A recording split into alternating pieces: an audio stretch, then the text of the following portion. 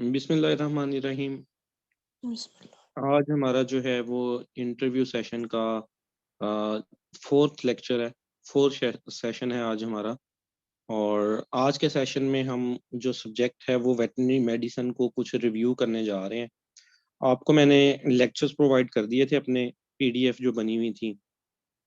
Although उसमें सब diseases तो कवर नहीं है, वायरल और डेफिशिएंसी डिजीजेस, लेकिन काफ़ी सारा कुछ जो इम्पोर्टेंट होता है आपके एग्जाम के हवाले से या इंटरव्यू के हवाले से वो उसके अंदर मेंशन है। और बाकी कुछ डिजीजेस का या जो क्वेश्चन एग्जामिनर आपसे पूछता है डिफरेंट इंटरव्यूज में, पास इंटरव्यूज में पूछे गए हैं और आगे भी यही उम्मीद होती है कि उन्हीं से रिलेटेड चीज़ें पूछी जाएंगी, उनको हम आपस में डिस्कस कर लेते हैं। तो वही रूटीन, जिस तरह मैं आप लोगों से पहले क्वेश्चन पूछता हूँ और कोई अगर उसका जवाब देना चाहता है तो वो उसका जवाब दे देता होता है। तो पहला क्वेश्चन जो है डिजीजेज में से, ये आप लोगों ने पढ़ी डेफिशिएंसी डिजीजेज और वायरल डिजीजेज? Yes sir. ये पढ़ ली है ना जो फाइलें आपको प्रोवाइड की थी? जी सर। आप लोगों से एक्सपेक्ट भी मैं ये करता हूँ कि आप सारे, ज़ाहिर बात है, क्वालिफाई किया है टेस्ट तो मेहनत करने वाले ही होंगे जिन्होंने 60 से ऊपर नंबर लिए। तो जो डेली का काम डेली मैं आपको असाइन करूंगा, उम्मीद आपसे यही करूंगा कि वो आप लोग जो है उसको कवर करते जाएंगे। तो जी स्टार्ट करते हैं। सबसे पहले बड़ी ये ज्यादा क्वेश्चन पूछा जाता है, name any 5 viral diseases of large animal in Pakistan. इसका कौन जवाब देना चाहेगा? मैं देता हूँ सर। चलें बताएं जी। FMD foot and mouth disease, जी BVD बोवाइन वायरल डायरिया, जी ठीक है, ब्लू टंग डिजीज, ठीक है, कॉपॉक्स, ठीक है। Rinder paste. रिंडर पेस्ट को आप निकाल दें। Rinder paste not prevalent in Pakistan now. जो है ये अब, मैलिग्नेंट कैटारल फीवर MCF, हाँ बोवाइन उसको कर लें। एफिमेरल फीवर ठीक BEF। है, ठीक है। अच्छा, और जो है इसके अलावा कोई इसका जवाब देना चाहे, आप अपने आप को म्यूट कर लें अब। और कोई इसका जवाब देना चाहे? जी शुएब और अफजल, आप दो लोग, वसीम अफजल, आप दोनों का माइक ओपन है, तो आप में से कोई अगर इसका जवाब देना चाहे। 5 डिजीजेज वायरल जो प्रीवेलेंट हैं पाकिस्तान में।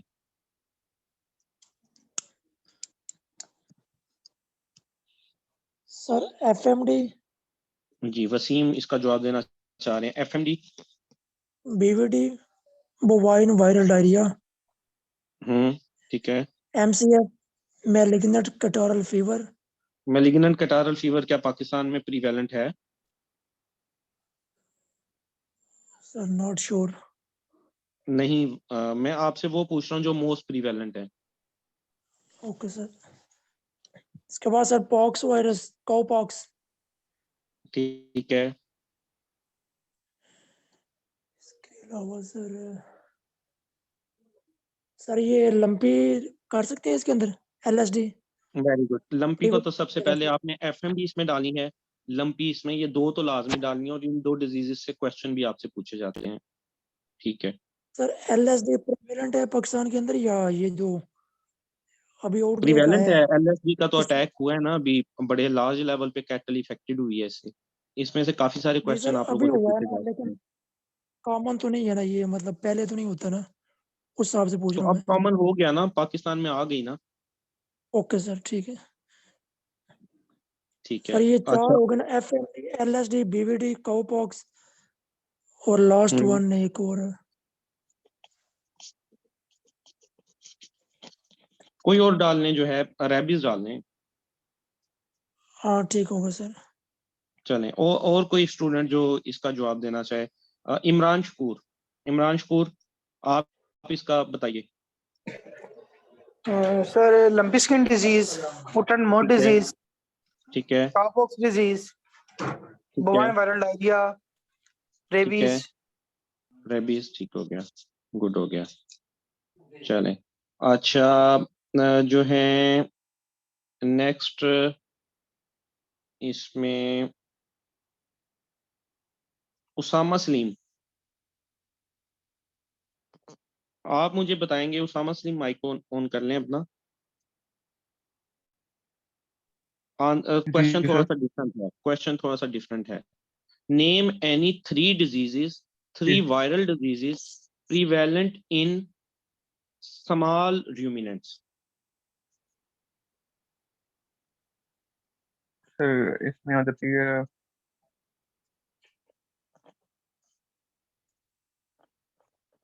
फुट एंड माउथ डिजीज भी आ जाती है, ब्लू टंग भी आ जाती है, इसके फुट एंड अलावा माउथ भी एक आ है जाती है। मोस्ट कॉमन आ जाती है, हम्म, पीपीआर।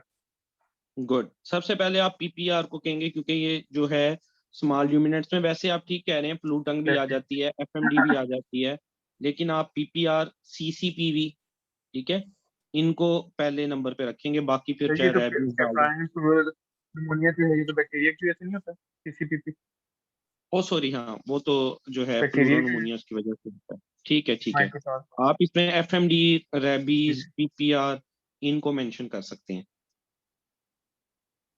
इनके और अलावा कोई इस भी क्वेश्चन का देना चाहे आंसर? नदीम खालिद बताइएगा। Diseases present, viral diseases present in small ruminants.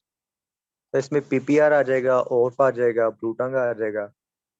इसके हम्म, अलावा रेबीज कर सकते हैं हम, और एफएमडी। आपने फील्ड प्रैक्टिस की है कभी? जी सर, की है। आपने खुद कौन सी डिजीजेस अब तक, वायरल डिजीजेस जो स्मॉल रूमिनेंट्स में देखी, जो खुद देखी पाकिस्तान में, बताइएगा। पीपीआर, ओर्फ देखी है।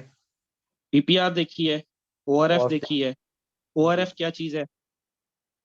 सर, इसमें जो है ना वो जो कमिश्नर होता है ना लिप्स के, उधर जो है ना हम्म, वो इसका सेकंड नेम क्या है इसका? ओर्फ का contagious eczema. Contagious eczema, good हो गया। अच्छा, आपने पीपीआर देखी, कंटेजियस एक्जिमा देखी, और कौन सी डिजीज देखी? वायरल, वायरल, वायरल, सिर्फ वायरल बताना है आपने, स्मॉल एनिमल में। जो खुद आपने देखी या हैंडल किया जिसको। सर यही मोस्ट कॉमनली यही हैंडल किए हैं मैंने, दो। आपने ये हैंडल किया, चलें, बेहतर हो गया। अच्छा, इसके और बाद गोट पॉक्स जो भी आ है, जाएगा इसके अंदर। हाँ जी, गोट पॉक्स भी इसके अंदर आएगा, बिल्कुल आएगा। हाँ जी सर, बिल्कुल। हाँ जी। अच्छा, इसके बाद मुझे जो है हुसनैन अहमद फयाज, हुसनैन अहमद फयाज, अपना माइक ओपन करें। हुसनैन अहमद फयाज, आपसे मैं जो है क्वेश्चन करता हूँ कोई।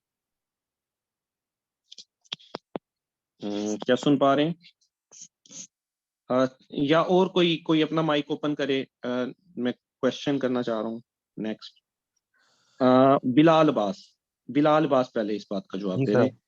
आप मुझे बताएं, गोट और शीप के अंदर क्या फर्क होता है साइंटिफिकली, या बज़ाहिर फिजिकली जब हम इन्हें देखते हैं तो क्या फर्क होता है इसमें, गोट और शीप में?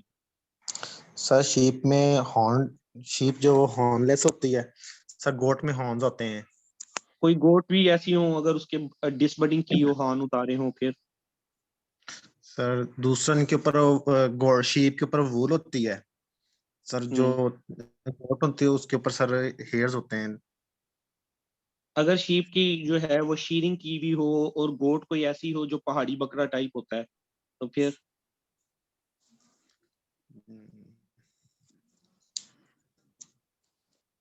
सर फिजिकली ये अच्छा, हुसनैन अहमद फयाज, आप बताइएगा।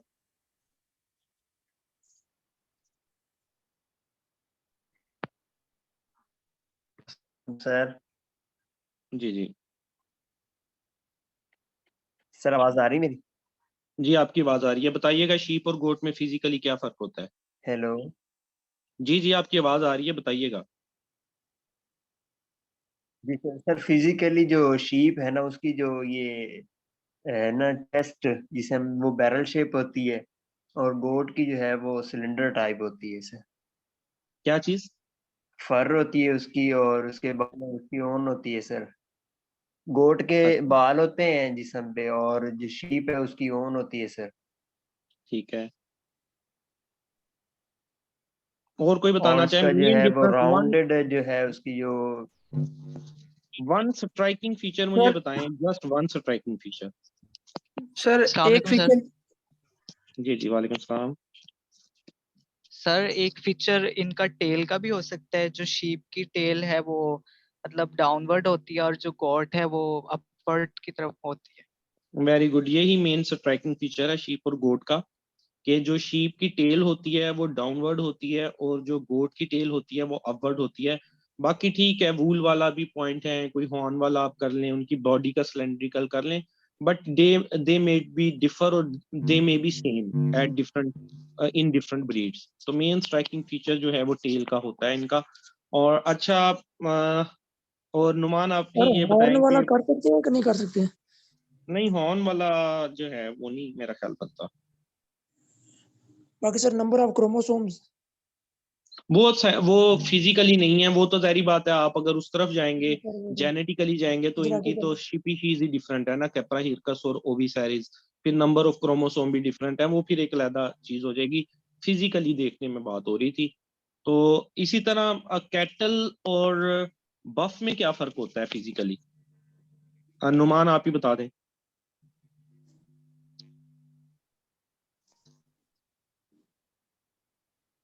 सर हम्प का। हम्प का फर्क होता है, जो उसके अंदर तो हम्प नहीं होता, जो बाहर की होती हैं बोस टॉरस, बोस एंड डाइटस में हम्प होता है ना। जी सर। कोई और स्टूडेंट अगर बताना चाहे। सर सर ये स्वेट सर ग्लैंड्स का ड्यूलैप का भी फर्क फर्क होता होता है। सर है, बॉडी ड्यूलैप कोड जो कैटल एक होती मिनट है। रुकें, सर एक इसमें मिनट ऑर्डर का डिफरेंस रुकें होता है। रुकें, एक मिनट रुकें। एक बंदा मुझे बताए, वसीम अफजल आप बोलें, बाकी अभी ना सर बोलें। ऑर्डर वसीम के अफजल। जो है ना इसके कैटल के जो है ना फ्रंट टीथ जो है वो बड़े होते हैं, और काऊ के जो सॉरी जो बफ के हैं वो हाइंड जो है वो बड़े होते हैं, लेंथी होती हैं थोड़े टीट्स से। टीट्स की बात कर रहे हैं आप? टीट्स की सर? थनों की? जी सर। अच्छा, और कोई? उसामा सलीम आप बताएं। जी सर। सर एक तो ड्यूलैप का आ जाता है, भाई सेकेंडली यही ये है मेन कलर डिफरेंस का आ है, जाता ठीक कह रहे हैं आप। उसामा, है। कलर का भी नहीं ड्यूलैब आ का जाता। डिफरेंस, मेन डिफरेंस है स्ट्राइकिंग डिफरेंस, बाकी मजीद भी बताइएगा। कलर का डिफरेंस भी आ जाता है कि किसका डिफरेंस आ जाता है? जो कलर का नहीं नहीं, कलर का डिफरेंस कैसे आ जाता है? ब्लैक कलर की गायें भी होती है। नहीं नहीं। अच्छा, लेकिन बॉडी कंफर्मेशन का भी आ जाता है कि वो उसकी बॉडी जो है राउंड शेप में थोड़ी सी बल्की आ जाती है। बॉडी प्लस पोल का कंफर्मेशन कुछ आप हीरो का कह सकते हैं। बफ जो है वो थोड़ी सी तकूनी सी होती है। हॉर्न्स का आ जाता है। हॉर्न्स का किस तरह, क्या हॉर्न में कर्ली क्या आ डिफरेंस जाते हैं होता है? बफलो में। हाँ बफलो जी। में कर्ली हो जाता है। बफलो में कर्ली कर्ली होते हैं। वो तो सिर्फ ज्यादा उसमें ही होते हैं ना, वो जो इनकी होती है सिंध वाली जो इनकी है, नीली रावी में मोस्टली तो नहीं होते बफलो में कर्ली। जो है वो कर्ली। हम्म। नहीं, ठीक है, हॉर्न का लेकिन डिफरेंस जो नहीं। काओ के हैं वो अपवर्ड नहीं होते। ठीक है। नहीं लाजमी नहीं है ये, इनके भी करली होते हैं, इनकी डिफरेंट ब्रीड्स हैं, उनके काऊ में भी करली होते हैं। और कोई कोई डिफरेंस ड्यू लैब के अलावा कोई डिफरेंस बताना चाहे काऊ और सर बॉडी बफ में? कोड का डिफरेंस होता है। बॉडी का डिफरेंस होता है, कंफर्मेशन का? बॉडी कोड का डिफरेंस सर, काओ का बॉडी कोड थोड़ा रफ होता है और बफ का सर थोड़ा स्मूथ होता है। अच्छा ठीक है, हाँ कुछ हद तक कह सकते हैं। इसके अलावा सर ये नंबर ऑफ स्वेट ग्लैंड्स का भी था, इन एक में होते एक में नहीं होते। फिजिकली आप कैसे देखेंगे ना, मैं फिजिकली की बात कर रहा हूँ।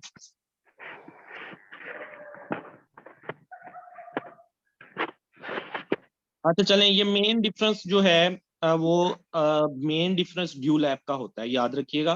कैटल और बफ के अंदर जो है, कैटल में ड्यू लैब प्रेजेंट होता है, बफ में ड्यू लैब प्रेजेंट नहीं होता।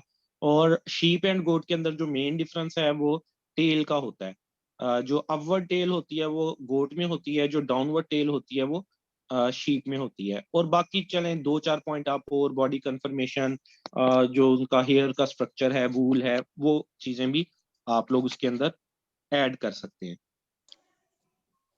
सर ये बफ के अंदर जो हाइट है ज्यादा थिक होती है और कॉ के अंदर थिन होती है, ये कर सकते हैं ऐड? नहीं, ये इनकी फिर डिफरेंट ब्रीड्स के अंदर आके ना वो काम सेम हो जाता है, हमने स्ट्राइकिंग फीचर बताना होता है। तो कई ऐसी और सर ब्रीड्स हैं कैटल की जिनमें वो भी मतलब स्किन सेम आ जाती है ना, कलर भी सेम आ जाता है। ठीक है। और sir as compared to body, जो बफ का है वो सर बड़ा होता है, हेड बड़ा होता है, हेड साइज लार्ज होता है, जबकि कॉ का थोड़ा छोटा होता है। हाँ, ये आप ओके बॉडी कंफर्मेशन का कुछ कर सकते हैं, उनका जो हेड साइज है, कोई बॉडी का जो शेप है, उन चीजों को आप ऐड कर सकते हैं। Okay sir. अच्छा जी, नेक्स्ट जो है, कौन मुझे बताएगा कि एफएमडी को कंट्रोल कैसे किया? ये ड्राइंग मास्टर कौन आ गया यहाँ पे? अच्छा, अपना जो है how to control FMD, Usama Salim ने हाथ खड़ा किया हुआ है या पहले का ये हाथ रेज है? वही, ये किसका? अपना माइक ओपन कर ले जो वहीद ज़ेशान, आप बताएं एफएमडी को कंट्रोल कैसे किया जा सकता है? Sir through vaccination, through vaccination, ठीक है, और quarantine measure sir, quarantine measures, और सर इसके अलावा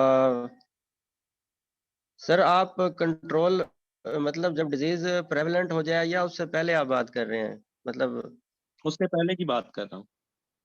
उससे पहले सर प्रॉपर वैक्सीनेशन या वैक्सीनेशन के जरिए कंट्रोल किया जाता है सर। वैक्सीनेशन के जरिए। अच्छा, एक एनिमल को वैक्सीन हो गई तो क्या उसको डिजीज आ सकती है दोबारा? सर 1 ईयर में एक दफा वैक्सीनेशन जरूरी है, जो उसकी इम्यूनिटी रहती है 1 ईयर तक, उसके बाद दोबारा उसको एक को रिपीट हमने करना कर दी, पड़ता है। एक ये एक ठीक है। कर दी, लेकिन क्या उसके अंदर डिजीज आ सकती है विद इन 1 ईयर भी? नहीं सर, चांसेस नहीं है। चांसेस नहीं है? सर आ नहीं सकती है। सर। सर आ सकती है। सर आ सकती है अच्छा, क्योंकि उसके टाइप्स सीरोटाइप्स डिफरेंट होती वसीम हैं तो अब्दुल माहर, आप बताएं क्यों आ सकती है, बताइएगा। सर इसमें जो डिफरेंट है सीरोटाइप्स होती हैं तो कोई और उसमें अगर आ डिफरेंट जाए तो सीरोटाइप्स होती है। पाकिस्तान में कौन कौन सी सीरोटाइप्स प्रीवैलेंट भाई हैं? पाकिस्तान में जो सीरोटाइप्स हैं वो तो अवेलेबल होंगी ना, जो वैक्सीनेशन प्रोवाइड कर रही है गवर्नमेंट या कंपनीज बना रही हैं, ओ ए सर इसी बाकी एशिया वाले। इम्प्रॉपर वैक्सीनेशन हो सकती है, उसमें सम टाइम वैक्सीन प्रॉपर नहीं होती, वैक्सीन एक्सपायर हो सकती है, इस तरह के जो है ना वो प्रॉब्लम आ सकती है वैक्सीन के दौरान। और कोई इसका अच्छा जवाब देना चाहे? बिलाल अब्बास, आप बताएंगे। तो इसमें जो वैक्सीनेशन फेलियर जो हो सकता है ना, जो वैक्सीन है लेकिन उसने वैक्सीनेशन वैक्सीनेशन फेलियर नहीं फेलियर हुआ, की, वैक्सीनेशन सही लगी थी, अब बताएं। सर उसके बाद फिर भी आ जाए तो सर हम्म, सर टाइटर का इशू हो सकता है वैक्सीन की। वैक्सीन के टाइटर का इशू हो सकता है। सर मैं एक और रीजन ये हो सकती है कि अगर किसी फॉरेन कंट्री से हमने कोई इंपोर्ट की है और स्ट्रेन हम्म, जो है उसमें जो प्रेवलेंट था वो इधर भी आ सकता है, और जो हमने वैक्सीन वो किया उसमें वो स्ट्रेन नहीं मौजूद हो। वो जो वैक्सीन हमने मंगाई उसमें वो स्ट्रेन नहीं था, वैक्सीन हो गई एक और स्ट्रेन की वजह से, आप कहना चाह रहे हैं कि कैटल के अंदर एफएमडी आ गई, ऐसे ही है? सर दोनों वजूहत हो सकती हैं। एक तो ये कि जो हमने वैक्सीन इंपोर्टेड अगर यूज की है उसमें वो स्ट्रेन हम्म, भी मौजूद होगा जो बाहर वाला में प्रेवलेंट था लेकिन पाकिस्तान में था ही नहीं, हमने वो उसको अच्छा, प्रेवलेंट कर दिया। नहीं और सर वो तो म्यूटेशन म्यूटेशन हो सकती है। किल्ड वैक्सीन की कैसे आ गया? वो जाग गया, वायरस जाग गया कोई जो है उसका, कैसे आ गया? वैक्सीन थी उसमें 4 स्ट्रेन डाल दी, रशिया की थी, पाकिस्तान में 3 प्रेजेंट है, ओ, ए और सी, उन्होंने एक और डाल दी उसके अंदर, SAT1 डाल दिया, तो क्या SAT1 जाग जाएगा, जिंदा हो जाएगा, कैसे यहाँ पे स्प्रेड करेगा, बताइएगा। सर सर म्यूटेशन ये हो सकती है। लाइव में होगा, हो सकता है, किल्ड में नहीं मेरा ख्याल। अच्छा, और म्यूटेशन वाला कौन कह रहा है? सर मैं कह रहा हूँ म्यूटेशन का। म्यूटेशन हो सकती है। अच्छा, कभी म्यूटेशन की आपने वजह कोई से ऐसा फार्म vaccine- किसी ने देखा हो जहाँ पे वैक्सीन हुई हो फिर भी डिजीज आ गई हो?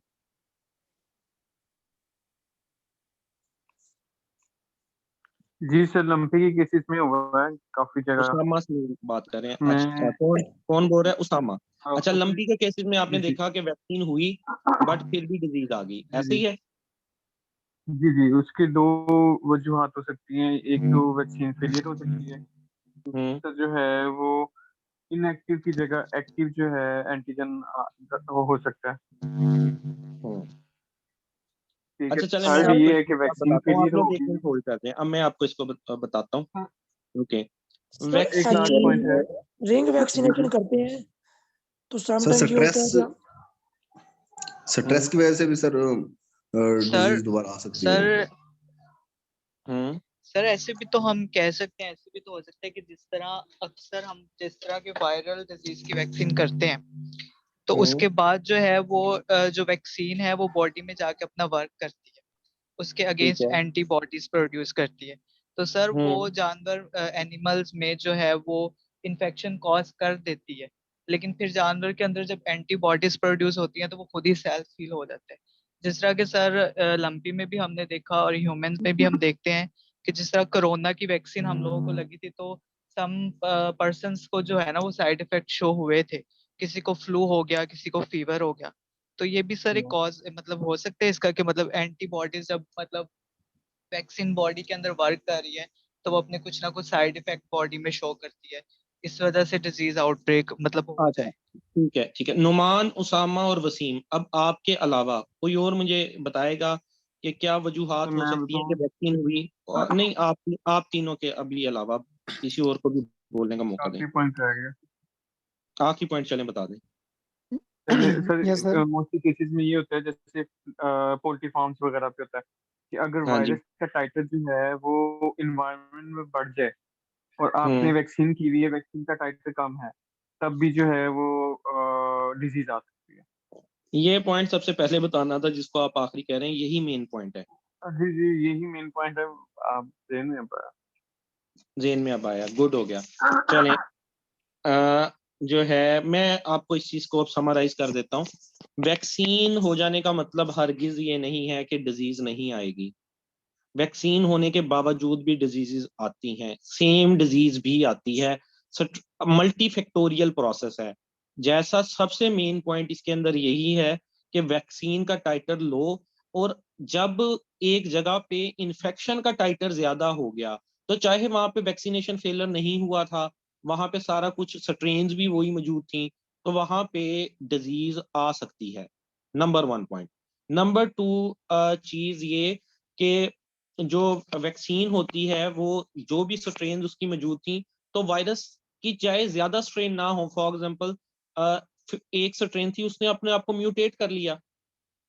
तो हमारी बॉडी में बेसिकली मकसद क्या होता है, वैक्सीन जब हम एंटर होती है बॉडी में, एक एंटीजन है, उसने अंदर जाके एंटीबॉडीज प्रोड्यूस करनी, और उस एंटीबॉडीज ने रिकॉग्नाइज कर लिया मेमोरी, टी सेल और वो सारा जो एक सिस्टम है।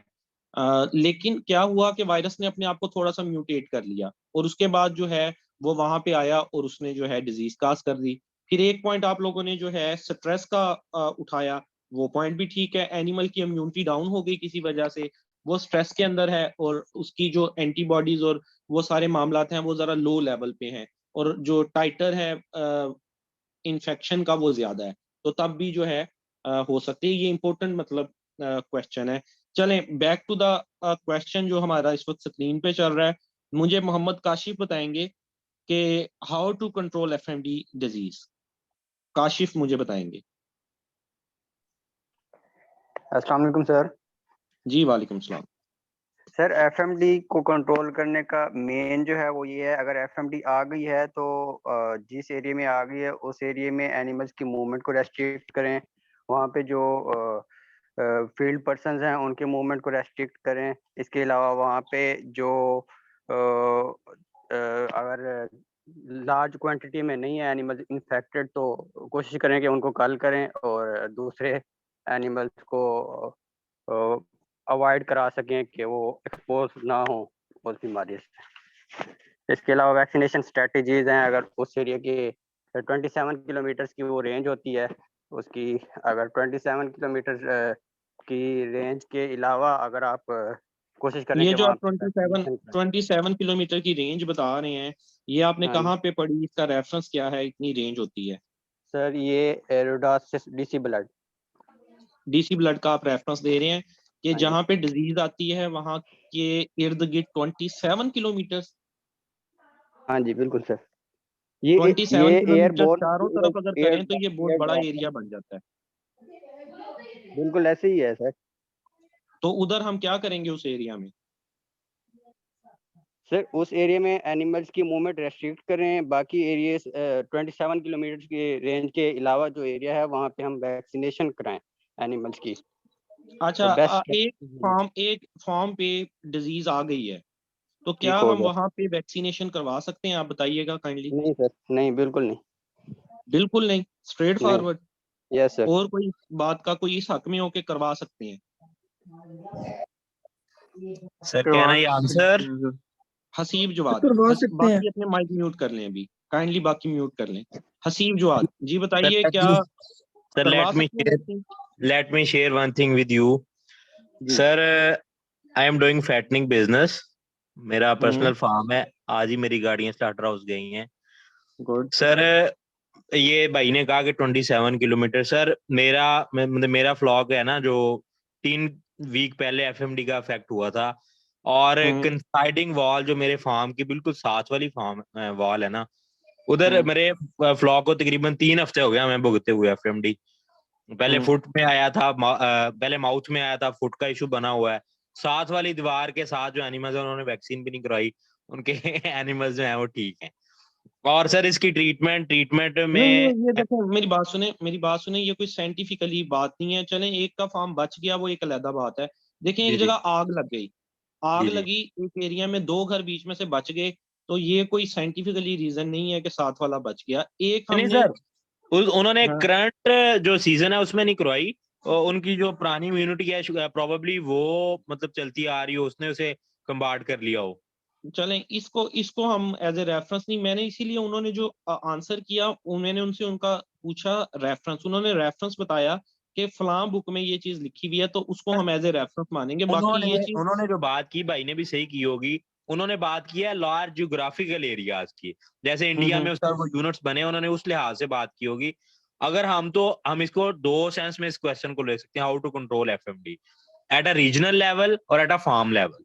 अगर रीजनल लेवल पे बात करें तो भाई की बात ठीक है कि 27 किलोमीटर के अंदर एनिमल्स की मूवमेंट स्ट्रिक्ट करें, और जो आउटर प्रीमिसेस में जानवर हैं उनकी हम वैक्सीनेशन करें।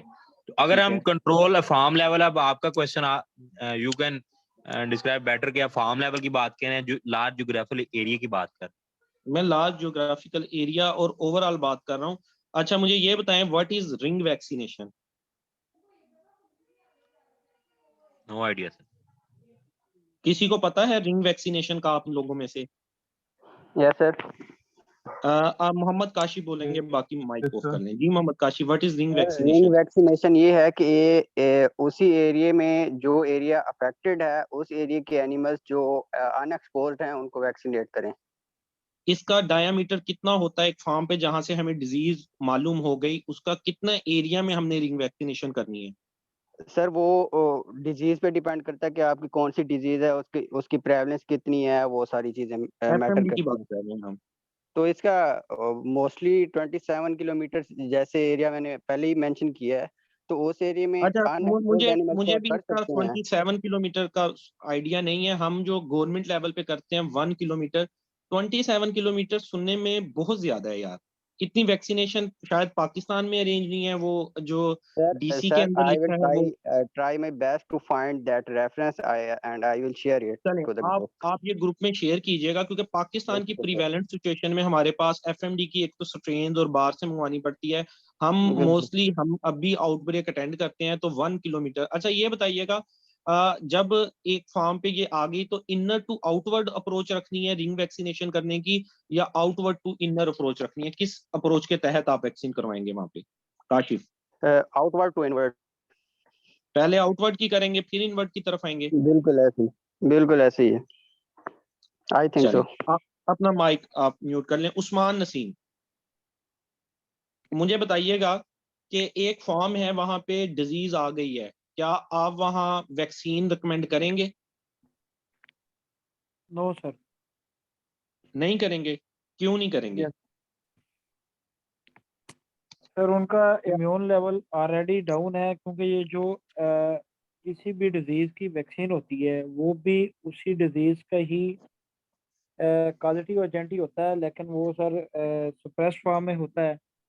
तो जब एक एनिमल ऑलरेडी उससे इफेक्ट है, उसका इम्यून सिस्टम ऑलरेडी जो है वो वीक है, तो अगर हम उसकी वैक्सीनेशन करेंगे तो उल्टा वो एनिमल जो है वो और ज़्यादा उससे मुतासर होगा और ठीक उसके है। सारे डेड होने के चांसेस हैं इससे बीमारी कोई की। बंदा इस हक में कि एक फॉर्म पे डिजीज है, आप में से कोई बंदा इस हक में कि एक फॉर्म पे डिजीज है और वहां पे करवाई जा सकती है, वो माइक ऑन करके मुझे बताए। Sir, theoretically, I have no idea, but practically in my premises, one of farmer have done that, and he successfully controlled. 1 or 2 cases were reported. He immediately administered the vaccine, and the situation was under control. Okay, Imran Shakoor, आप कोई इसका बता sir सकते हैं क्या आपने ऐसा देखा कहीं पे?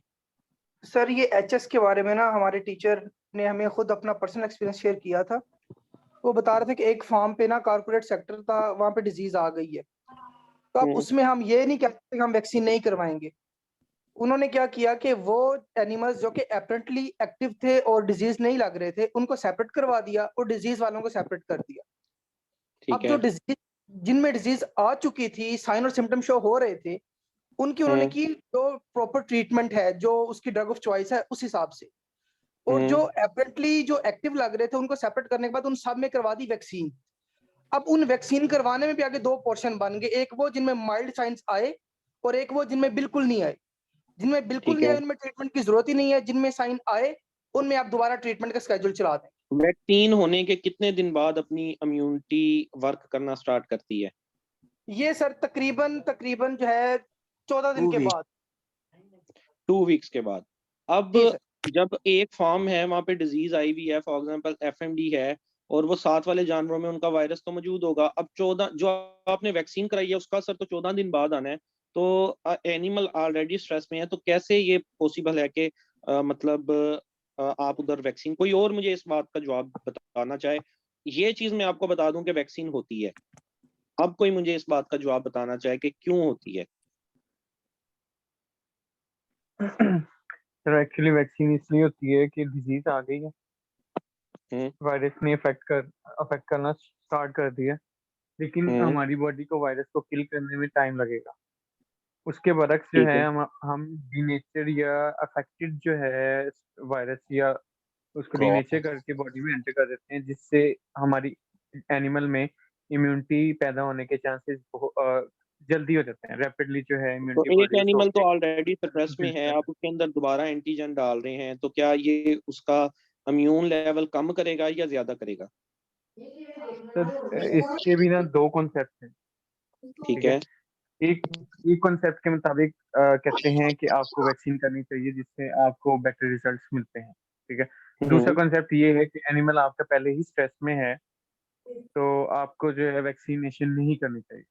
तो ये कंट्रोवर्शियल ही है अभी तक, अपनी आप अपनी किस हक में रिकमेंडेशन के हैं? मुताबिक। जी, मैं इस हक में हूँ आप किस कि हक में हैं? कुछ डिजीज हैं जिसमें कर देनी चाहिए और कुछ हैं जिनमें नहीं करनी चाहिए। वेरी गुड, आपकी क्वेश्चन हैंडलिंग अच्छी है। गुड। अच्छा, और कोई इसी टॉपिक पे रोशनी डालना चाहे? हसीब जवाब। Sir, in case of FMD cross reactivity, मतलब उसका भी कोई हो सकता है? क्रॉस रिएक्टिविटी से क्या मुराद है आपकी? Sir, for example, our flock is infected with A, O और C probably, and the vaccine जो हम कर रहे हैं वो मतलब एशिया 1 की है या सैट की है, इस तरह का भी कोई मतलब हो सकती है पॉसिबिलिटी? उससे क्या होगा? सर अगर फॉर एग्जांपल मतलब जो डिजीज कॉज हो रही है हमारे फ्लॉक के अंदर वो की वजह से है, तो हम जो फॉर इम्यूनाइजेशन कर रहे हैं एग्जांपल एशिया 1 की वजह से है, हमने जो स्ट्रेन लगा रहे हैं वो दूसरी है, तो क्या ये रिकमेंडेड है या नहीं है कि उसको लगा दूं? जी सर। आप किस हक में है कि लगा देनी चाहिए या नहीं? आई एम आस्किंग योर वर्दी ओपिनियन सर। चलें, पहले मैं अपना ओपिनियन दूंगा। अच्छा, और कोई इसके बारे में? जी जी उसामा। जिसे मैं कह रहा हूँ कि जो स्ट्रेन हम इनको इनोकुलेट कर रहे हैं एनिमल में, सिर्फ मोस्टली उसी के खिलाफ ही एंटीबॉडीज प्रोड्यूस होती हैं और उसी के खिलाफ ही वैक्सीन एक्टिव होती है। वरना हमें 3 ठीक है। स्ट्रेन डालने की क्या जरूरत है वैक्सीन में? अगर हम एक स्ट्रेन से ही अगर सारों को कवर कर सकते तो इन्फ्लुएंजा कितने स्ट्रेन है वो कवर नहीं हो रही आज तक पोल्ट्री में। उसके अलावा ठीक है। एंटी स्ट्रेन हैं वो भी नहीं कवर हो रही, तो इसलिए स्ट्रेन स्पेसिफिक जो है वैक्सीन की जाती हैं और डिफरेंट स्ट्रेन से कोई ऐसा इफेक्ट नहीं आता। अच्छा चलें, और कोई इस I मामले पर will रोशनी डालें? disagree, sir. I will disagree with this brother. Sir influenza के केस में और चीज है, in case of FMD cross reactivity होती है। मतलब फॉर एग्जांपल हमने एशिया 1 के अगेंस्ट की है ना, तो वो बाकी जो आ स्ट्रेन्स है उनके खिलाफ भी इम्यूनाइजेशन पैदा कर देगी। इन केस ऑफ एआई मतलब एवियन इन्फ्लुएंजा उसका मतलब सीन ही और बन जाता है सर। नहीं, एफएमडी की आप वैक्सीन करते हैं सिर्फ एशिया 1 की, वो 7 स्ट्रेन के खिलाफ इम्यूनिटी देगी। वो 7 स्ट्रेन के खिलाफ इम्यूनाइजेशन करती है। तो ये कहाँ पढ़ बैठे हो? सर जी मैंने पढ़ा हुआ है, मुझे बड़ी अच्छी तरह याद है। कोई और किसी और ने ये चीज पढ़ी है? सर नो ऐसा नहीं है, मैं भी इसी हक में हूँ कि ऐसा नहीं है, ऐसा नहीं है। वरना तो मुश्किल ही आसान हो जाए। आप सिर्फ एशिया 1 की ही वैक्सीन बना के बाकी स्ट्रेन तो डालने की जरूरत ही नहीं। पॉलीवैलेंट इसका वैक्सीन मतलब हसीब हमें स्ट्रेन इसलिए डाल रहे हैं कि बीमारी आएगी और फिर हम वैक्सीनेशन करेंगे, वरना तो शुरू में ही एक की वैक्सीन करके जान छुड़ा लें। सर फिर तो पॉलीवैलेंट वैक्सीन बनाने की जरूरत ही नहीं है। पॉलीवैलेंट वैक्सीन तो बनाने की जरूरत नहीं, फिर तो पॉलीवैलेंट वैक्सीन बनाने की तब जरूरत है कि डिजीज आएगी, फिर हम सारों को लगा देंगे कि चलो बाकियों के खिलाफ भी इम्यूनिटी। फिर तो एक ही स्ट्रेन से मैं भी इस बात से एग्री नहीं हूँ। अच्छा चलें, इसको मैं समराइज कर देता हूँ इस पॉइंट को। हुसैन अहमद आप कुछ बोलना चाह रहे हैं तो बता दें। जी सर, मेरे भी एक बात ज़हन में आ रही है। इस जी। तरह जिन एनिमल में जिस फॉर्म में डिजीज आ गई है ना सर, जो डिजीज एनिमल है उनकी जो हमने एक टर्म पढ़ी थी एप्थाइजेशन, उनके मुंह से सलाइवा लेके दूसरों को लगाए। इसमें तो हम डायरेक्ट जो है वायरस ही उधर डाल रहे हैं ना। इसका मतलब ये है कि वैक्सीन भी की जा सकती है, और जो ठीक एनिमल है उनमें हम जो है वो किल्ड वैक्सीन कर सकते हैं, उससे जो है डिजीज के चांसेस बहुत कम है। Good, Hussain Ahmed Fayyaz, good. चलें, अब मैं इसके ऊपर थोड़ी सी रोशनी डाल देता हूँ अपनी, जो जितना मैंने पढ़ा या जो मेरे इल्म में है। मैंने शुरू में पोल्ट्री सेक्टर में भी काम किया, वहां पे भी ये इशू होता था। जैसा कि एक स्टूडेंट है, उन्होंने अच्छी हैंडलिंग की है सवालों के जवाबों की, गालबन उसामा है, उस्मान है कि उसामा है, चलें जो भी है, कि इसके ऊपर दो राय है। कुछ लोग जो हैं वो कहते हैं कि वैक्सीन करनी चाहिए और कुछ लोग कहते हैं वैक्सीन नहीं करनी चाहिए। बट ये बात अगर हम किसी को बताएंगे चेयरमैन के सामने या ये तो एक मतलब कंट्रोवर्शियल बात, या हम इसका मतलब हम खुद क्लियर नहीं है इस बारे में। अब प्रैक्टिकल लाइफ में ये देखा, बास फार्म पे इन्फ्लुएंजा आ जाती है, एनडी आ जाती है, कुछ फार्मर वैक्सीन कर देते हैं, आर या पार वाला काम होता है। या वैक्सीन अपना काम जल्दी कर देगी या वायरस अपना काम जल्दी कर देगा, लाइनें लग जाती हैं, इकट्ठी मोर्टेलिटी हो जाती है। या कुछ फार्म पे हमने ऐसा भी देखा, पोल्ट्री में अगर बात करें, कि वो ठीक हो जाता है। लेकिन जो पोल्ट्री सेक्टर है, bird is a sensitive thing, वहां पे फौरी रिएक्शन, आप एक मेडिसिन भी गलत देते हैं, आप डिफरेंशियल डायग्नोसिस ठीक नहीं होता, अगले दिन मोर्टेलिटी की लाइन लग जाती है। आप में से जो लोग काम कर रहे होंगे पोल्ट्री में वो ये लोग जानते हैं। अब आ जाते हैं इसकी तरफ, हम लार्ज एनिमल की तरफ। एक बात ये जिस बात से स्टार्ट हुई कि एक जगह वैक्सीन हुई वहां पे डिजीज आ सकती है। दूसरी बात, एक जगह वैक्सीन हुई वहां पे डिजीज आ गई तो एक फायदा ये होगा कि वहां पे नुकसान कम होगा। हमने ये चीज देखी कोविड में भी कि जिन लोगों को कोविड की वैक्सीन हुई, अगर उनमें वायरल इन्फेक्शन आया भी थोड़ा बहुत म्यूटेट होके, तो वहां पे साइन एंड सिम्टम कम थे और जल्दी रिकवरी हो गई। अब ये बात कि एक फार्म पे डिजीज आई तो वहां क्या करनी चाहिए, जो लेटेस्ट रिसर्च है वो ये कहती है कि वहां पे वैक्सीन कर देनी चाहिए। अभी 3 दिन पहले की बात है कि गवर्नमेंट भी यही कहती है। 3 दिन पहले की बात है कि एक जगह एफएमडी के केसेस आए हैं, मैं वहां गया हूँ, ट्रीटमेंट दिया जो सिक एनिमल थे उनको, और जो बाकी के एनिमल थे उनको मैंने वैक्सीन की। उसके बाद मैंने जो है अपने मुतलका जो ऑफिसर हैं हायर अप, उनको कॉल की कि बाकियों का क्या करना है। तो उन्होंने कहा कि बाकियों को भी वैक्सीन कर दें, चाहे वो बीमार भी हैं उनको भी वैक्सीन कर दें। लेटेस्ट रिसर्च ये कहती है कि बीमार जानवर को भी वैक्सीन हो सकती है। उसने अपना एक टाइटर बनाना है, क्योंकि देखें वायरस है, उसका एक अपना इंक्यूबेशन पीरियड है, उसने साइन सिम्टम शो करने में टाइम लगाना है, मे बी पॉसिबल वो ज्यादा टाइम लगा दे, तो उससे पहले आप वैक्सीन करें, वैक्सीन किल्ड है, उसने एक अपना असर करना है। हाँ, स्ट्रेस वाली बात आपकी अपनी जगह ठीक है, लेकिन मरता क्या ना करता वाली यहाँ बात है। तो आप जो है वो वैक्सीनेशन डिजीज पोजीशन में भी कर सकते हैं। फिर एक और स्टूडेंट ने आंसर दिया, अच्छा आंसर दिया, it depends upon the disease too. ये डिजीज के ऊपर भी डिपेंड करता है कि डिजीज कौन सी है, उसकी जो सवेरिटी है, उसका क्या लेवल है और किस तरह से होता है। फिर एक पॉइंट आप में से कहा कि मुंह से लेके वो लगा देते हैं और डायरेक्ट वायरस इनोकुलेट कर रहे हैं, ये तरीकाकार भी है। और सबसे बेस्ट तरीकाकार, इस सारे से आपने जान छुड़ानी है ना एग्जामिनर से कि किस रोले में डाल दिया, क्योंकि कंट्रोवर्शियल तो है ये रोला, तो आप आ जाए सीरम के ऊपर, सीरम लगाया जा सकता है, बेस्ट प्रैक्टिस है सीरम लगाने वाली, ठीक है। एंटीबॉडीज हैं वो, आप डायरेक्टली एनिमल के जिस्म में एंटीबॉडीज इनोकुलेट कर रहे हैं। तो क्वेश्चन की थोड़ी सी टैकलिंग हैंडलिंग इस तरह की अपनी कर लें कि आप चीजों को हैंडल करें, बहस ना हो उनके साथ और बुरा भी ना लगे और काम भी आपका हो जाए। इस तरह से आपने चीजों को जवाब को दरमियाना लेवल रखना है।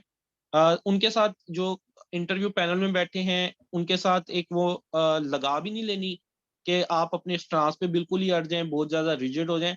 ऐसी बात करें कि आपकी और उसकी बात, आप उनसे कोशिश करें गपशप की एक वे आउट निकालने की। इसको हम कहते हैं सिंथेसिस करना, ठीक है।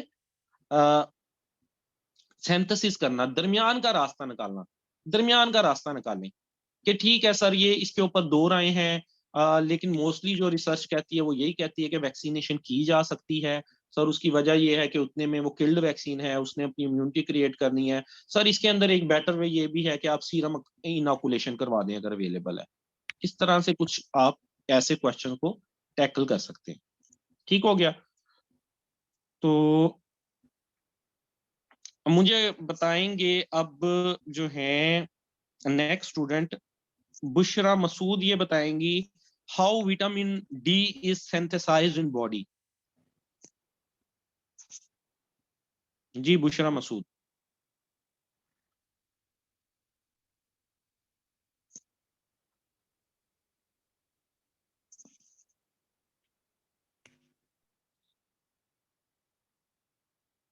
जी क्या आपको ये चाय बनाने चलेंगे मुझे लग रहा है। चलें फिर अब मुझे बताएंगे नदीम खालिद। नदीम खालिद मुझे बताएंगे। ये फीफा वर्ल्ड कप देखने चला गया लगता है।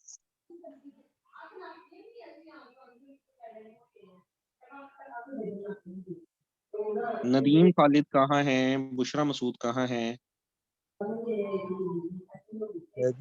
ये सनलाइट से जो है ना वो सिंथेसाइज होता है बॉडी में, और इसमें जो है ना नदीम खालिद सनलाइट से प्रोड्यूस होता है। सनलाइट के अंदर क्या विटामिन डी आ रहा होता है ऊपर से सन में?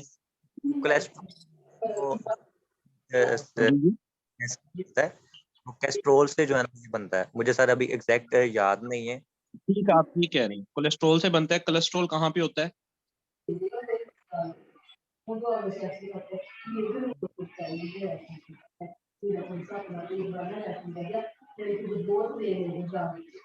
नदीम खालिद लिवर में होता है, एडिपोज टिश्यू में। स्किन के नीचे होता है डीहाइड्रो।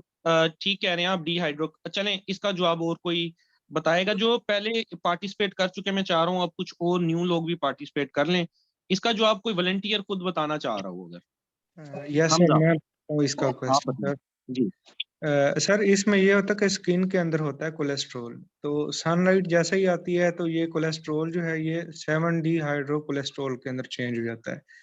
तो उसके बाद ये लीवर में जाके ये विटामिन D3 यानी कोलिकैल्सिफेरोल में चेंज होगा। उसके बाद ये किडनी में ये जो है लीवर से ट्रांसफर होगा 25 हाइड्रोक्सी विटामिन D3 में, और किडनी इसको चेंज करेगा 1 and 2,5 डाईहाइड्रोक्सी विटामिन D3 आप मुझे कहीं गूगल से या पढ़ के बता रहे हैं या आपको खुद ही याद है? नहीं सर, ये मुझे आता है, फिजियोलॉजी मेरी स्ट्रांग है। Very good, very good. दोबारा से एक दफा रिपीट करें, बाकी लोग भी सुन लें, बताइएगा। इसका ये होता है कि स्किन के अंदर होती है कोलेस्ट्रोल, तो जैसे ही सनलाइट पड़ती है स्किन के ऊपर तो ये चेंज होती है 7 डिहाइड्रो कोलेस्ट्रोल के अंदर। तो ये 7 डिहाइड्रो कोलेस्ट्रोल जो है ये लीवर के अंदर कोलिकैल्सिफेरोल की शक्ल में जाएगा और फिर लीवर इसको चेंज करेगा 2,5 हाइड्रोक्सी विटामिन D3 में। फिर ये किडनी में जाएगा और किडनी इसको जो है वो चेंज करेगा 1 and 2,5 डाईहाइड्रोक्सी विटामिन D3 में। तो इस तरह जो मेंटेन है कैल्शियम का लेवल और बॉडी के अंदर और विटामिन डी इस तरह मतलब प्रोड्यूस होगी।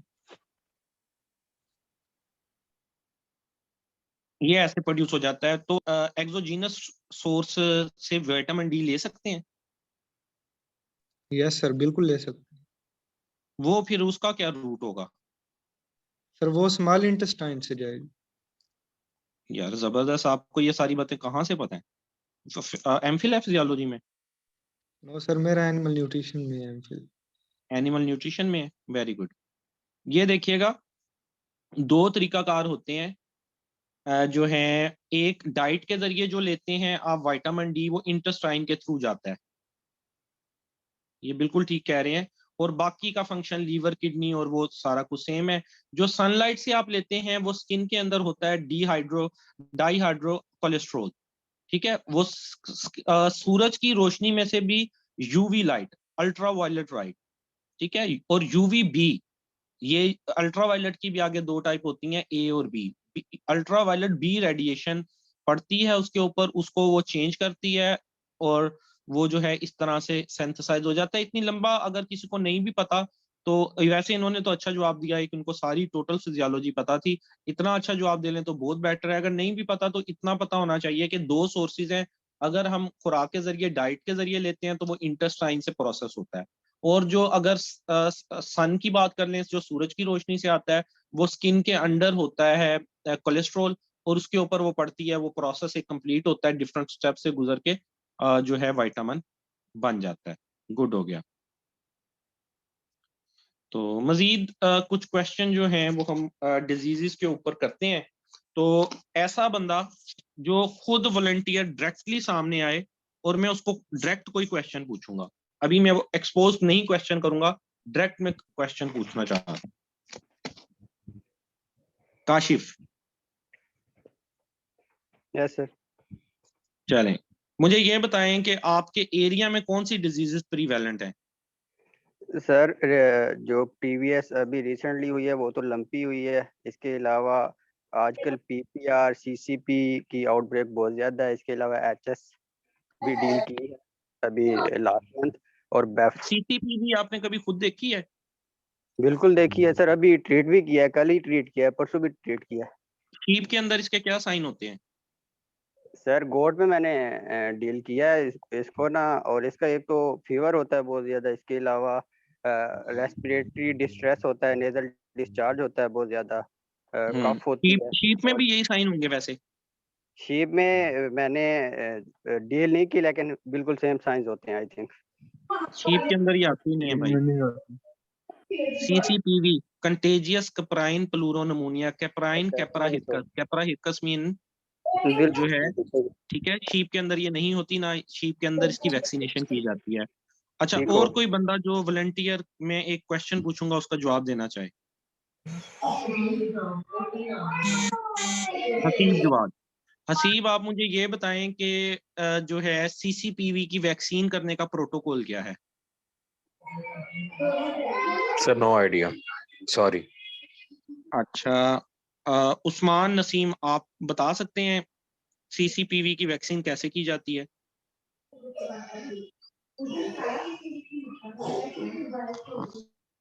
आवाज सर काफी आ रही है बैकग्राउंड से। आवाज कट रही है। CCPV, जी जी। वैक्सीनेशन सर जो हेल्दी एनिमल्स हैं उनको सर हम कर देंगे। इसमें एक तो हमने कोल्ड चेन मेंटेन करनी है, दूसरा जो है वो ये किस वैक्सीन की फॉर्म में राइट। आती है? CCPV वैक्सीन किस फॉर्म में आती है? CCPP की वैक्सीन सर जो लिक्विड फॉर्म में आती है, ऑलरेडी प्रिपेयर्ड। लिक्विड फॉर्म में आती है? सर पाउडर फॉर्म में आती है।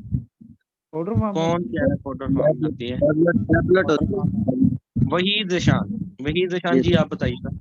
सर टैबलेट होती है 100 एनिमल की एक डोज होती उस है उसके टैबलेट को बाद क्या बोलते हैं? सर उसका एग्जैक्ट नेम नहीं आता मुझे। Freeze dried lyophilised vaccine. ठीक sir. Freeze dried lyophilised vaccine. जी प्रोटोकॉल बताइएगा कैसे की जाती है? सर उस वैक्सीन को 100 ml नॉर्मल सलाइन में मिक्स करके सब कट लगाया जाता है। कितने जानवरों को लग सकती है? 100 एनिमल्स को लग सकती है सर। मतलब 1 कि ml इसकी डोज 1 ml फॉर 1 एनिमल है। 1 ml फॉर 1 एनिमल सब कट। अगर हम इसको जो है 50 हमारे सामने मौजूद ही 50 एनिमल हैं, एक वेटनी आपका असिस्टेंट है, वो एक जगह गया है 50 को उसने कर ली है और नेक्स्ट डे वो 50 को करना चाह रहा है, तो क्या ये पॉसिबल है? सर उसको अगर 4 डिग्री सेंटीग्रेड पे स्टोर किया जाए तो पॉसिबल है। नहीं पॉसिबल। इसका वो जो है ना प्रोटोकॉल ये है कि इसको उसी वक्त यूज करना है, वरना बाकी को जो है आप कहीं पे डिस्पोजल कर दें, बरी कर दें। ठीक ठीक सर। ठीक है ये आप काइंडली सर ये एलैबोरेट कर दें कि ये किस फॉर्म में जी। होती है। काइंडली ये सर ये एलैबोरेट फ्रीज कर दें। ड्राइड टिक्की की शक्ल में ये होती है। फ्रीज ड्राइड फॉर्म इसको कहते हैं, ये लिक्विड फॉर्म में नहीं आती। फ्रीज ड्राइड लिम्फोलाइज्ड फॉर्म इसको बोला जाता है।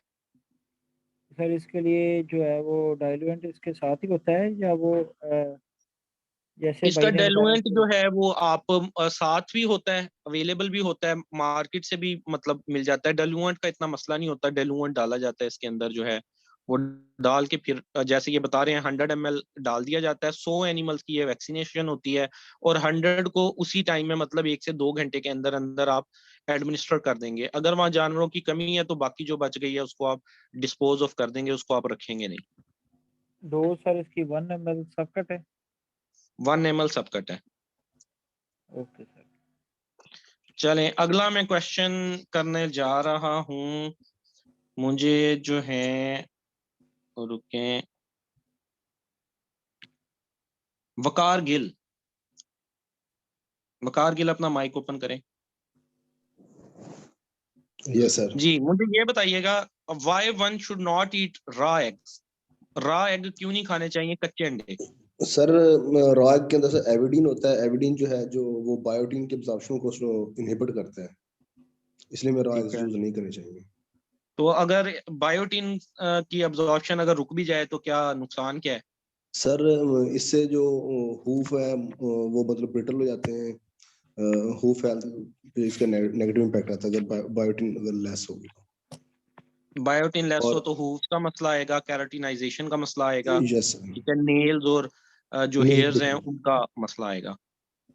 सर। ठीक है चलें अब मुझे जो है वो बिलाल अब्बास या बिलाल अब्बास अगर हैं, बिलाल अब्बास या ठीक है बिलाल अब्बास, मुझे ये बताइएगा what is pica and its treatment क्या है? पाइका क्या होता है और उसका ट्रीटमेंट क्या है? Sir pica actually phosphorus deficiency disease है। तो सर पाइका के अंदर सर जान नॉर्मल थिंग्स जो चीजें वो खाना शुरू कर देगा, मट्टी को दीवारों को चाटना शुरू कर देगा। तो सर इसके लिए इसका कैल्शियम फास्फेट डीसीपी पाउडर का फीडिंग में स्टार्ट करवाया है, इसके लिए यूज किया जाए। ठीक है अच्छा मुझे और बताइएगा कि रेबीज की जो वैक्सीन है वो किस ईयर में और किस साइंटिस्ट ने इसको जो है बनाया था रेबीज वैक्सीन को? सर रेबीज की वैक्सीन 1885 में लुईस पास्चर ने इसको इजाद किया था। लुईस पास्चर ने इसको इजाद किया था। चलें ठीक हो गया, ठीक हो गया। अच्छा अब कोई जो अब तक नहीं बोला और बोलना चाह रहा हो अपना माइक ऑन करें। नाम मैं देख लूंगा, उनमें से मैं फिर नॉमिनेट करूंगा। जो अब तक नहीं बोले और बोलना चाह रहे हो, नेक्स्ट क्वेश्चन का आंसर करना चाह रहे हो, तो आप अपना माइक ऑन कर सकते हैं। 3-4 जो लोग ऑन करेंगे उनमें से एक को मैं नॉमिनेट कर दूंगा आंसर करने के लिए। जी एक उस्मान नसीम आए हैं सामने, और कोई आना चाहे सामने जो क्वेश्चंस को एड्रेस करना चाहे?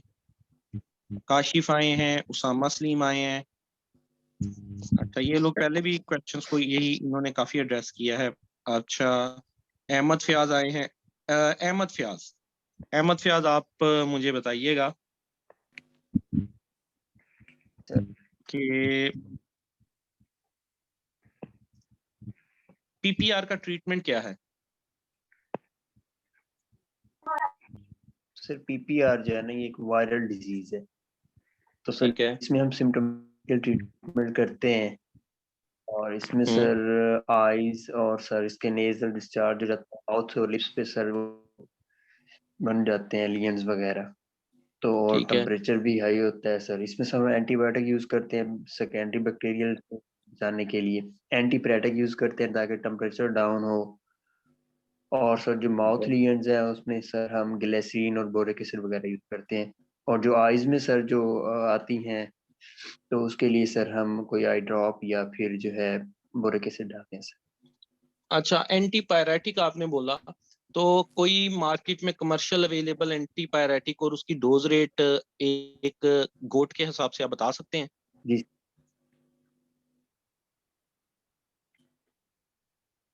क्या सर? मैंने पूछा कि मार्केट में different antipyretics sir available repeat हैं। कर दे आवाज को। जी। मार्केट में different yes sir. Antipyretics available हैं। क्या आप किसी एंटीपायरेटिक का नाम और उसकी डोज रेट बता सकते हैं गोट में?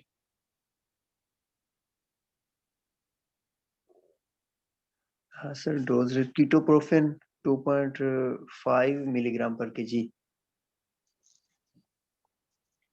ठीक हो गया। आई थिंक इतनी है सर। ठीक है, चलें। और इसके अलावा कोई और किसी क्वेश्चन को आंसर करना चाहे तो वकार गिल, चलें आपसे एक क्वेश्चन पूछ लेते हैं। मुझे बताइएगा, अबॉर्शन के वायरल काजेज बताइएगा कोई से 3।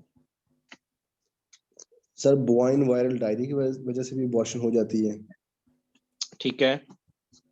एफएमडी की वजह से भी अबॉर्शन के चांसेस होते हैं। अच्छा, ठीक है। और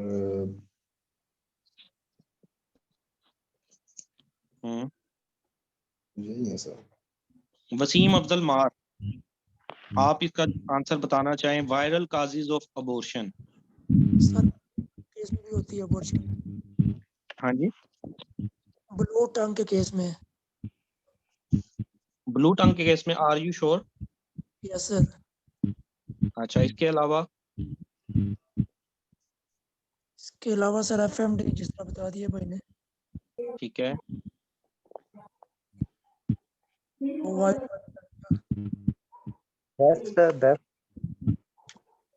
जी, अपना नदीम खालिद, आप बताना चाह रहे हैं, बताइए। Bovine ephemeral fever. Bovine ephemeral fever, जिसको हम 3 डे सिकनेस बोलते हैं। जी सर। क्वेश्चन रिपीट कर दूं। क्वेश्चन मेरा ये है कि वायरल जी। क्वेश्चन को सर काइंडली क्वेश्चन को जो है ना स्पेसिफाई कर दें कि आप लार्ज रूमिनेंट्स के पॉइंट ऑफ व्यू से पूछ रहे हैं या स्मॉल रूमिनेंट के पॉइंट ऑफ व्यू। जो मर्जी, ओपन एंडेड क्वेश्चन है। कोई से 3 वायरल डिजीजेस जिसमें अबॉर्शन काज होता है। एक तो सर इसमें बोवाइन वायरल डायरिया है, इन्फेक्शियस बोवाइन राइनोट्रिकियाइटिस है।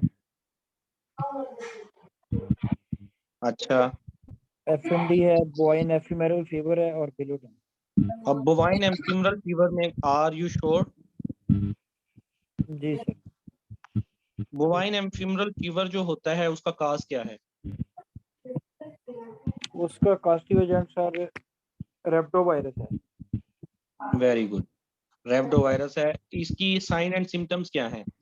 साइन एंड सिम्टम्स सर इसमें हाई फीवर होता है, 105 से लेके 107 तक होता है। ठीक है। शिफ्टिंग लेग लेमनेस होती है इसमें। उसके अलावा जो है एनिमल खाना पीना छोड़ देता है, एनोरेक्सिया होता है, फिर रेस्पिरेटरी इश्यूज आते हैं इसमें। एनिमल डल हो जाता है, डिप्रेस हो जाता है। इसको 3 डे सिकनेस क्यों कहा जाता है?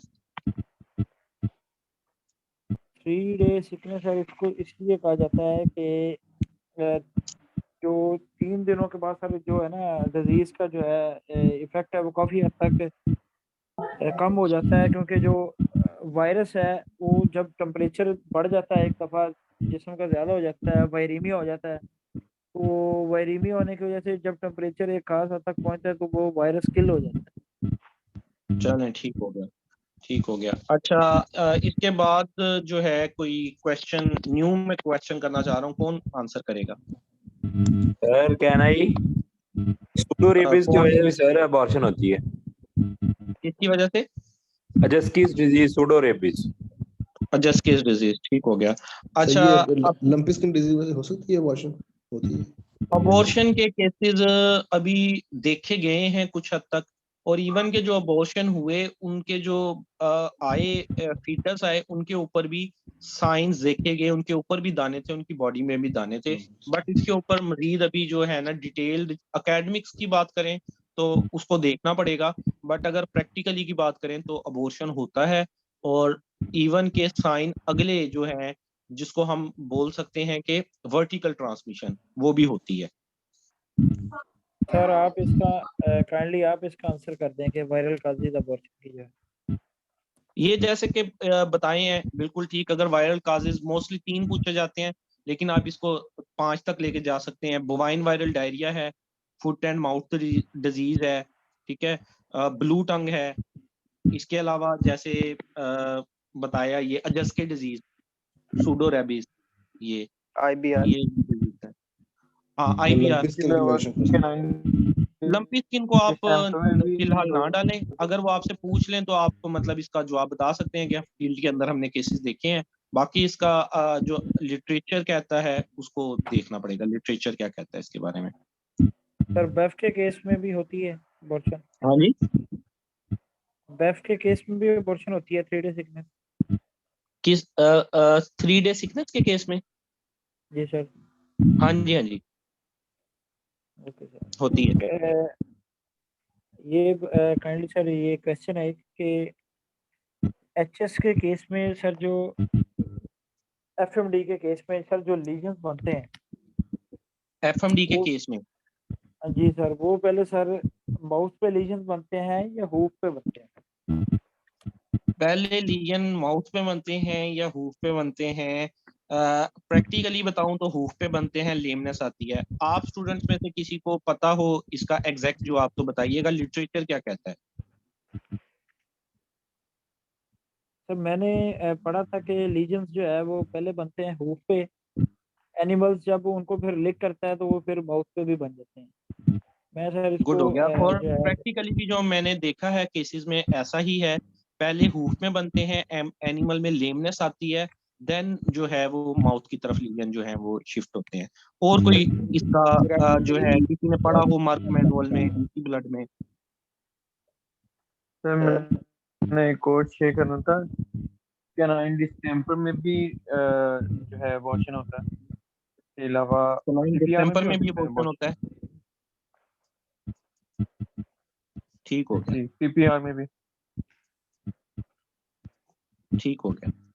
अच्छा, इसके बाद कोई ऐसा, अब सेशन एंड की तरफ जा रहा है, कोई ऐसा बंदा जो ये समझता हो कि उसको मौका नहीं मिला बोलने का, और वो अब मुझे आइडिया तो है आप में से किस किस ने आंसर किए हैं, और वो अपना माइक ओपन कर सकता है। कोई ऐसा बंदा जो इंटरेक्शन करना चाहता हो, जवाब देना चाहता हो।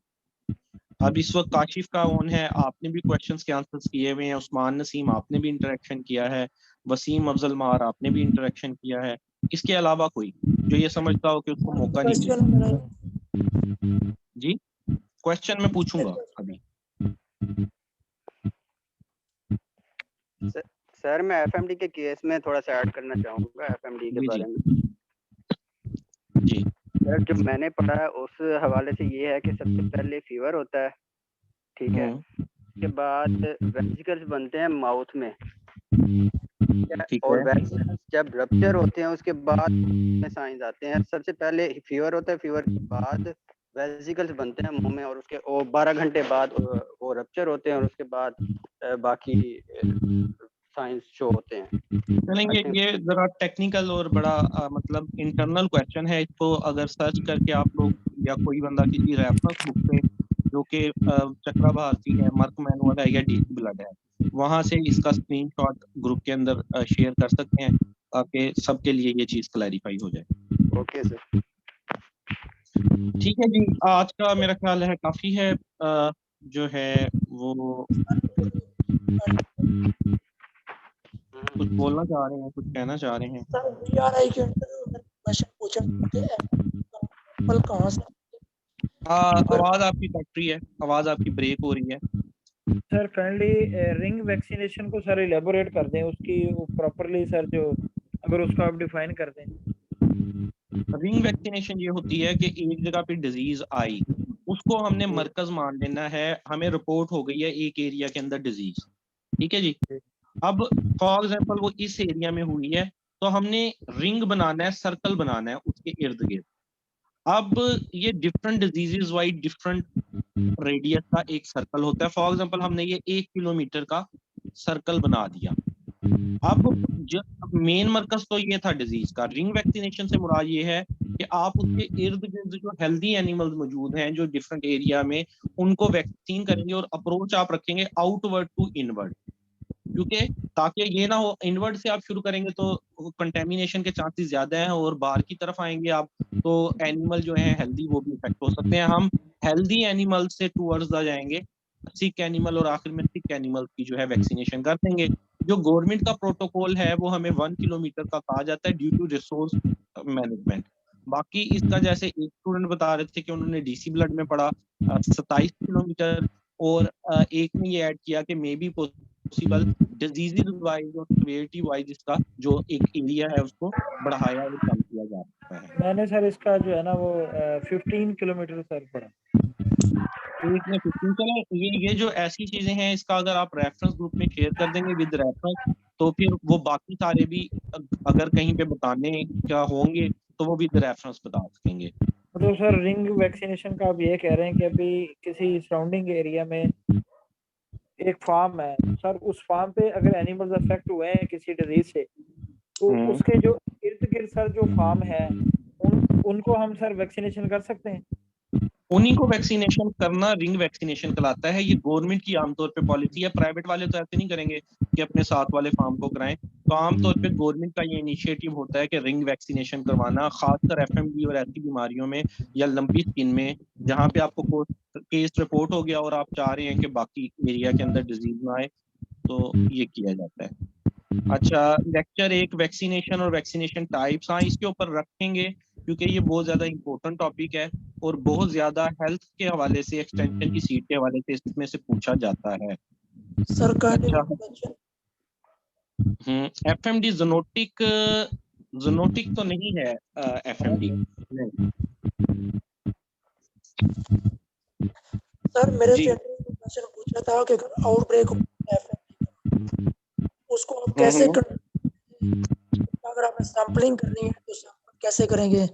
अगर लैब के अंदर लेके जाते हैं बारे में पूछा गया था। हाँ जी, उसके अंदर हम अगर एक जगह आउटब्रेक आ गई है, सैंपलिंग करने के लिए हमारे पास पहले तो सॉल्यूशन मौजूद होना चाहिए बफर फास्फेट का, ठीक है। फिर हम फार्म पे जाएंगे जहाँ पे जो भी अपना इक्विपमेंट हम पूरा लेके जाएंगे, जो ट्यूब्स हैं बफर फास्फेट सॉल्यूशन वगैरह उसके अंदर डाल के, उधर जाने के बाद हम कोशिश करेंगे कि जहाँ पे ब्लिस्टर मौजूद है, वेजिकल मौजूद है, तो फ्लूइड लें। और अगर फ्लूइड नहीं मिलता, रप्चर हो चुकी है वेजिकल, तो फिर जो वेजिकल की एपिथेलियम है उसको हम लें। अब वो एपिथेलियम जो है जो माउथ है उसमें से भी ली जा सकती है, जो उसके फुट है, जहाँ पे बाज़िया तौर पे ये ना हो कि एक एनिमल में वो अब रिकवरी स्टेज में हो और वायरस चला गया है। ये बेसिकली हम इसलिए करना चाह रहे होते हैं कि हमें स्ट्रेन के बारे में पता चल जाए कि स्ट्रेन कौन सी है और हम उधर या इर्द गिर्द के एरिया में जो है वो इस प्रोटोकॉल के थ्रू कर लें। तो इसका लेने का तरीकाकार यही होता है, आप जो है कोशिश करते हैं वेजिकल में से, वेजिकल ना मिले तो फिर रप्चर्ड एपिथेलियम जो है उसको उतार के बफर जो फॉस्फेट सॉल्यूशन होता है उसके अंदर डाल के और फिर उसको लेबोरेटरी के अंदर ट्रांसफर कर दें। सर मेरा क्वेश्चन है जी, कल वाले लेक्चर में से जो है जो चीजें रह गई थी या जो मैं अभी भी समझता हूँ जिनमें आप थोड़ा सा इलेबोरेट कर दें। एक तो सर आपने वर्ड यूज किया था ऑर्गेनोग्राम का। जी जी, उस पर बात नहीं हुई थी। उसके अलावा सर जो 2 क्वेश्चन हैं जो स्टिल मैं चाह रहा हूँ कि आप वीकनेसेस पे, जो क्वेश्चन था ना कि आपकी वीकनेसेस क्या है, मेरा सर ये क्वेश्चन है आपसे कि आप जो है ना सिर्फ 3 या 4 वीकनेसेस, अगर ये आपसे क्वेश्चन किया जाए तो आप कौन सी सिलेक्ट करेंगे और उसको कैसे जस्टिफाई करेंगे?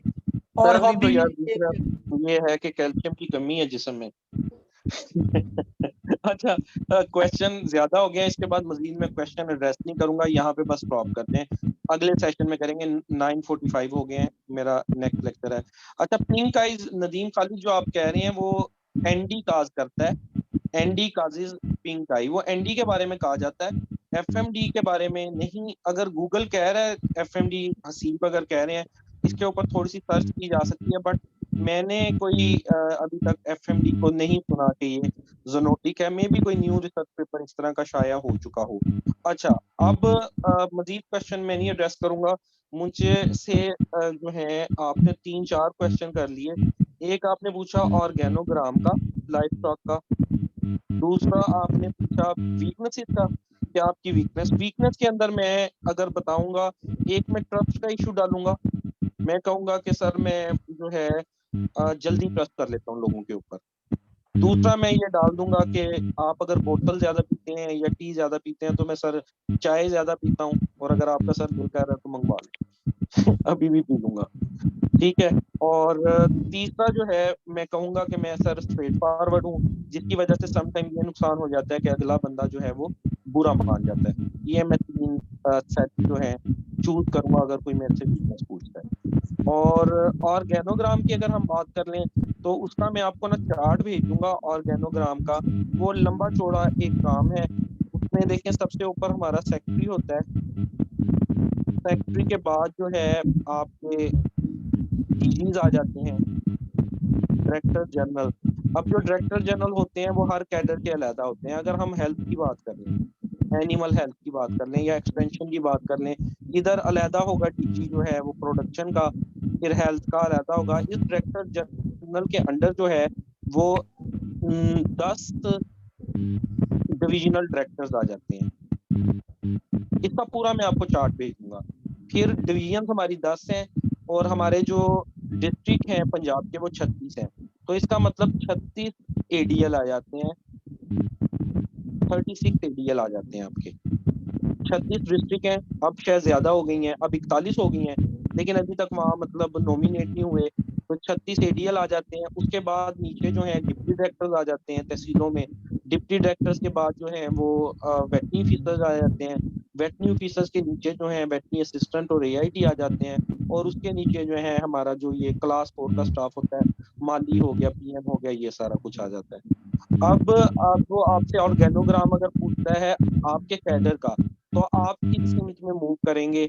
अगर वो ओवरऑल लाइफ स्टॉक का पूछता है तो आप बताएंगे कि डीजी हेल्थ होता है, डीजी प्रोडक्शन होता है, डीजी ब्रीड इंप्रूवमेंट होता है, हमारा जो है वो एफएमडी का इतना। इसका पूरा एक चार्ट है, वो ग्रुप में याद करवाइएगा, मैं भेज दूंगा। वरना एक तरीकाकार ये भी है और आप लोगों को करना चाहिए कि एक वेबसाइट है पंजाब लाइफ स्टॉक की, उसको आपने थॉरोली स्टडी करना, उसमें सारी मालूमात ऑर्गेनोग्राम की, क्या क्या वर्क हो रहे हैं, क्या एक्सटेंशन सर्विसेज दी जा रही हैं, इन सब के ऊपर जो है वो एक डिटेल्ड मौजूद है, जो आप कह लें कंटेंट, उसको आपने लाजमी तौर पे स्टडी करना है।